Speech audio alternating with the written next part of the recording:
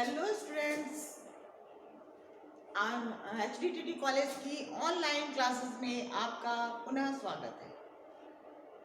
बेटा, आप सबको मैं एक लर्निंग एंड टीचिंग जो पेपर है वो पढ़ा रही हूँ, जो इंटीग्रेटेड और BA BEd, BSc BEd and general BEd सभी में है।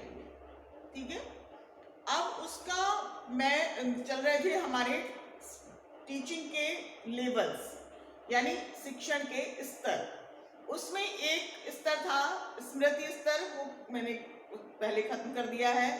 फिर आया बोध स्तर। बोध स्तर में उस दिन मैंने विशेषताएं बता दी हैं। आज मैं बताऊंगी इसके गुण। तो आप सभी पहले इस चीज को समझ लें कि बोध माने होता है जानना, समझना, किसी चीज का ज्ञान होना हमें।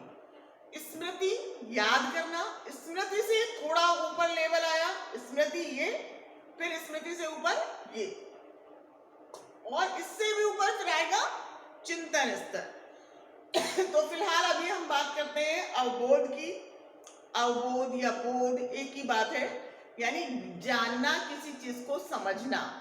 अब मान लीजिए आप छोटे बच्चे से कहते हैं कि भाई आसमान नीला है या सूर्य पूर्व से उगता है। ठीक है, उसने समझ लिया, याद कर लिया, रट लिया, नो क्वेश्चन, क्योंकि स्मृति स्तर पे सिर्फ याद करना होता है। लेकिन जैसे उसका स्टैंडर्ड हाई होगा, ऊपर आएगा, यानी वो ज्ञान बोध स्तर पे आ जाएगा, तो वो पूछेगा क्यों, उसके हर क्वेश्चन में क्यों आएगा। ऐसा है तो क्यों, पेड़ से फल नीचे आता है क्यों, आसमान नीला है क्यों। तो ये सारी चीजें हैं। तारे दिन में क्यों नहीं दिखते, रात में क्यों दिखते। तो बच्चा यहाँ पर क्यूरियोसिटी डेवलप हो जाती है और बच्चे की सोच विकसित हो जाती है। ठीक है, इस आज में पहला पॉइंट है इसमें गुण में, इसकी जो विषय वस्तु है वो नियोजित, क्रमबद्ध और सुव्यवस्थित हो। देखिए, कोई भी विषय वस्तु जो हम पढ़ाने जा रहे हैं कक्ष में, वो हमें अगर नियोजित यानी पूर्व नियोजित, अगर सही ढंग से उसकी योजना नहीं बनी हुई है तो हम अपनी बात नहीं रख पाएंगे ढंग से। क्रमबद्ध नहीं है विषय वस्तु तो बच्चा नहीं समझ सकता, ना हम समझा सकते। दूसरा, व्यवस्थित नहीं है तो कोई मतलब नहीं है। यानी अगर हमें किसी चीज को हमें ये बताना है बालक को कि सूर्य पूर्व से निकलता है, लेकिन क्यों निकलता है, यहां प्रश्न आ जाएगा। तो उसको जो हम समझाएंगे वो भी एक नियोजित ढंग से, क्रमबद्ध ढंग से और सुव्यवस्थित ढंग से हो। कहने का तात्पर्य है कि कक्ष में जो भी विषय वस्तु शिक्षक लेके आए वो व्यवस्थित होनी चाहिए। ठीक है, सेकंड पॉइंट है शिक्षण प्रक्रिया औपचारिक व संगठित हो। शिक्षण जो प्रक्रिया है, जो कि इस समय जो हमारे आपके बीच चल रही है, यहां अंतःक्रिया नहीं है, नॉट अंतःक्रिया, बल्कि सिर्फ प्रक्रिया है। मैं शिक्षण करा रही हूं, आप जब देखेंगे तब देखेंगे। ठीक है, तो ये प्रोसेस चल रहा है। जो प्रोसेस है वो एक औपचारिकता मात्र है, फॉर्मल है, उसमें कोई मतलब कहना चाहिए एक बाउंडेशन है हमारे सामने, बिना बाउंडेशन के नहीं है कुछ भी। और जो विषय वस्तु है वो भी एक संगठित है। क्लास में हम जो भी चीज लेके आते हैं वो पहले से तैयार करके लेके आते हैं। नेक्स्ट पॉइंट है उचित अवसर प्रदान किए जाए। बालक को जब हम शिक्षण कार्य कराते हैं तो यदि हम उसको सही अवसर नहीं देंगे तो कोई फायदा नहीं है शिक्षण कराने का। देखिए, स्मृति में तो आपका काम इतना था कि आपने बता दिया कि ये याद करके आना है, बालक याद कर लाया, दैट्स इट। लेकिन अब इससे ऊपर जो प्रोसेस है उसमें आपको याद भी कराना है, उसको समझाना भी है, उसके जो दिमाग में जो भी क्यूरियोसिटी है, जो भी क्यों प्रश्न आ रहे हैं, उनका जवाब भी आपको सही ढंग से देना ही होगा।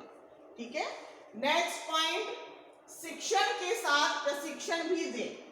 यानी जो हम शिक्षण यानी टीचिंग अध्ययन जो हम करा रहे हैं, जो आपको पढ़ा रहे हैं, उसके साथ साथ हम बालक को इस तरह प्रशिक्षित करें कि वो याद करने के साथ साथ किसी चीज को समझने लायक हो जाए और उसको समझने का, जानने का प्रयास करें, अपने दैनिक जीवन में उसको ढालने का, प्रयोग में लाने का प्रयास करें। नेक्स्ट पॉइंट है, इस स्तर पर ज्ञान स्थायी और प्रभावी हो जाता है।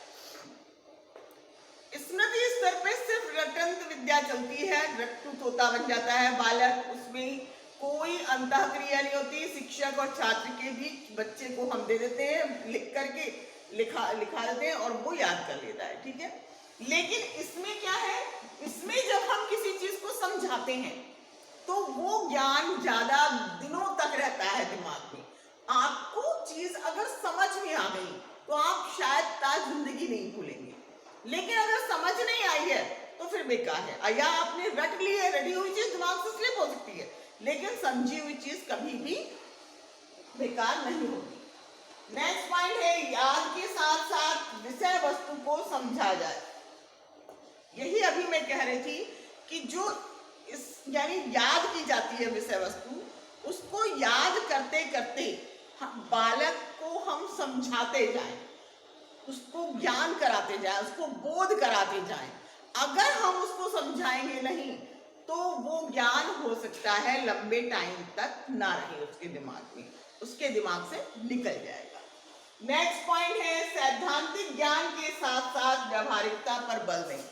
देखिए सैद्धांतिक चीज क्या है, किताबी ज्ञान कि आपने पढ़ा दिया, उसने पढ़ लिया, किताब में जो लिखा है वो हमने बता दिया, बात खत्म हो गई। लेकिन अगर हम उसको दैनिक जीवन में प्रयोग में लाना, उस ज्ञान को नहीं सिखा सके तो शिक्षण प्रक्रिया बिल्कुल बेकार है। कैसे कि देखिए बाई चांस आप किसी माहौल में रहते हैं, लेकिन कहीं जाकर के आपके सामने विपरीत परिस्थितियां हैं, तो वहां भी आपको अपने दिमाग से उसके उन सभी के साथ अनुकूलन बिठाना पड़ेगा। ये हुआ व्यवहारिक प्रयोग। ये नहीं कि नहीं मुझसे कुछ नहीं होगा, मैं नहीं कर सकता, मैंने तो ये सीखा ही नहीं था, मैंने तो ऐसा किया ही था। नहीं, आपको उस चीज को समझना होगा और दैनिक जीवन में प्रयोग में लाना होगा। एक लास्ट पॉइंट है, शिक्षक और छात्रों के बीच अंतःक्रिया होती है। देखिए स्मृति स्तर जो है बहुत छोटा लेवल है, वहां पर बच्चा छोटा होता है, वो सिर्फ याद करता है, हम भी उसको सिर्फ याद कराते हैं।